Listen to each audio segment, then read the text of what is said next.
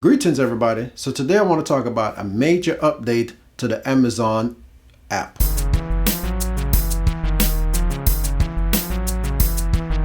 So on this date, Amazon has updated the app and it was a much needed revamp. So the app is a little bit easier to navigate now. Now this major update is supposed to be released between now and the end of August 2020. But when I opened my app today, I noticed that I already have the update. So let me take you through a demo of what it looks like if you don't already have the update. Once you receive the update, you're going to be greeted with a little demo screen to let you know what has been added and all the little changes that's been done. So you have the ability to read about what's been added and all the different changes, or you can just skip through it. Now, once you go to the little demo tutorial screen, then you're going to be greeted with the new home screen. And as you can see that your voice assistant is now at the top of the screen in a bigger button than it was in the original app. And of course, you can just tap or you can actually say the name now that she's hands-free in the app. Below that, you're going to have some recent activities that you have done through your Amazon Echo device. So if you have any reminders, if you have anything on your shopping list,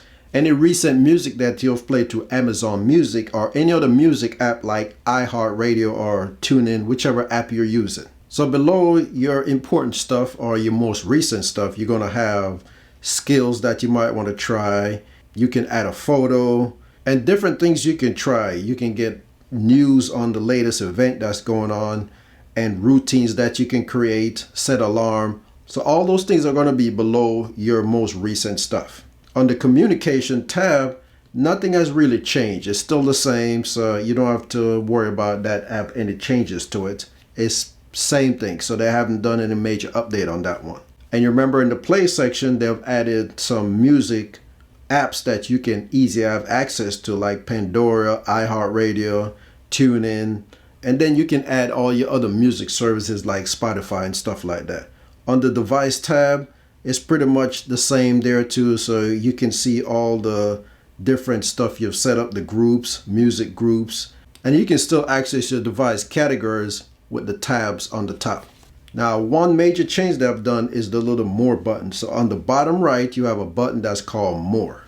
So that more button is the stuff that used to be in the top left corner when y'all say click on the three lines on the top to create like a routine.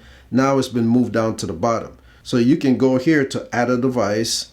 You can do shopping lists and notes. You can set reminders and alarms. You can create a routine, check on a routine that you already created.